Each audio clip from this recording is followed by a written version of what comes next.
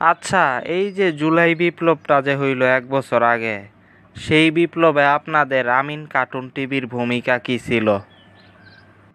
জুলাই বিপ্লবের ওই সময় আমাদের ভূমিকা ছিল যে আমরা কার্টুন চ্যানেল হয়েও অন্যান্য কার্টুন চ্যানেলের মতো আমরা চুপ ছিলাম না। আমরা সাধারণত রাজনৈতিক বিষয়গুলি সতর্কতামূলক ভিডিওই তৈরি করি, ইসলামিক বিষয়গুলি নিয়েই ভিডিও তৈরি করি, সমসাময়িক ইস্যু।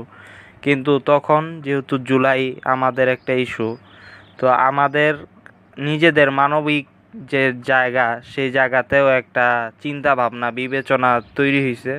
এবং তখন আমরা, বিশেষ করে আমি তখন কার্টুন চ্যানেল হয়ে অন্যান্য ইউটিউবারদের সাথে প্রতিবাদী বিভিন্ন ধরনের সচেতনতামূলক জুলাইয়ের পক্ষে ভিডিও তৈরি করছি বিভিন্নভাবে।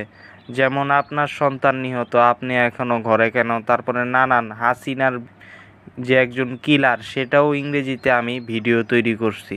এভাবেই আমরা ভূমিকা রাখছি।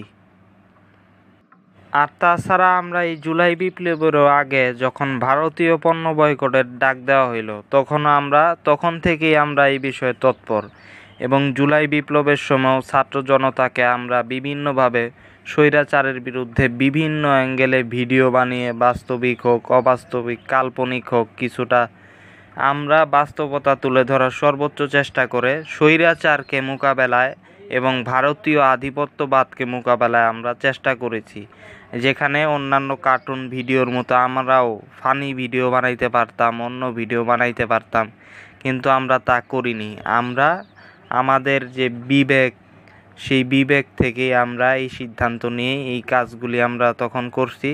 এবং সেই হিসেবে জুলাই বিপ্লবে আমাদেরও একটা ভূমিকা ছিল কার্টুন চ্যানেল হিসাবে।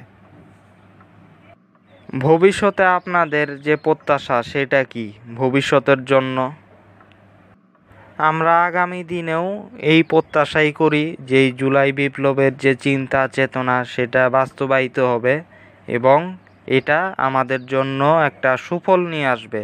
এবং অতীতে যেমনটা হয়েছে, ভবিষ্যতে যাতে এরকম না হয়, স্বৈরাচার যাতে না আসে, একটা সুন্দর পরিবেশ যাতে থাকে, সেটাই আমাদের প্রত্যাশা।